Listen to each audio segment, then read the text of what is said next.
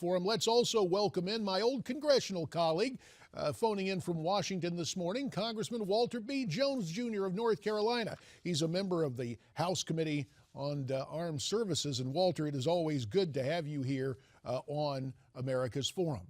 Well, J.D., thank you.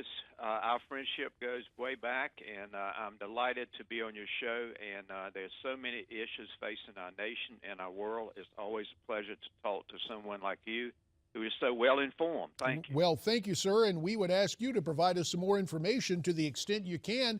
The details of the bulletin that went to our nation's military. Anything you can add to what was sent out by the FBI and DHS?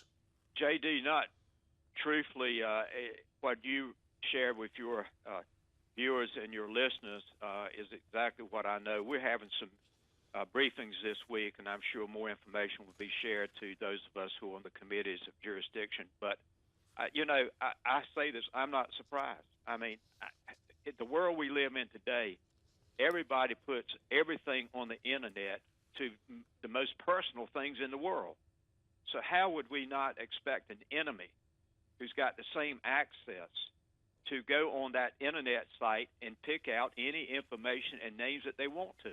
It is a problem, Walter, that affects a lot of people, not only the military, and I think everyone has to do their own personal inventory of just what information they're putting out about themselves on these different social media sites. The other component, of course, of this, Walter, is the fact that the concern that ISIS is seeking out like-minded individuals to attack people right here in the homeland.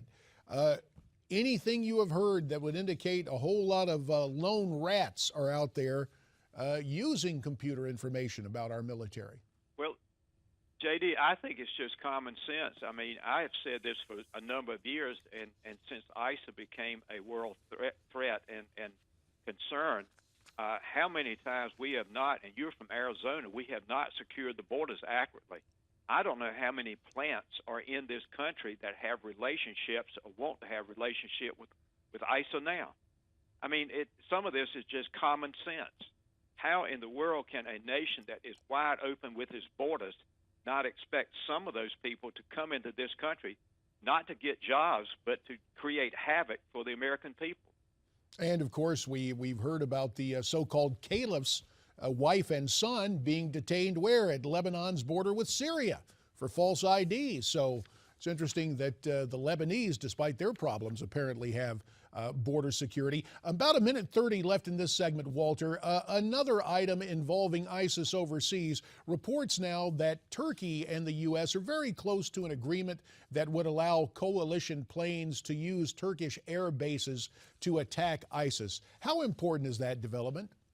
Well, J.D., you know me. I'm kind of like a Ron Paul type. I'm just sick and tired. We're spending $8 million a day to bomb in Libya and Iraq.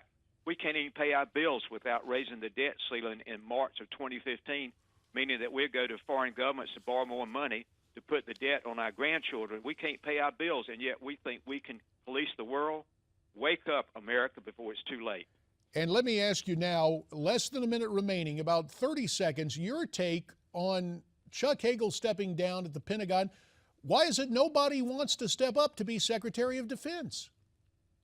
Well, I think primarily it's because the White House doesn't really have a sustainable foreign policy. I was not a big fan of George Bush. As you know, I came out against the Iraq War because we had no end point to it, and I don't think that the leadership knows whether Obama has a plan of what the victory plan is. That's the problem.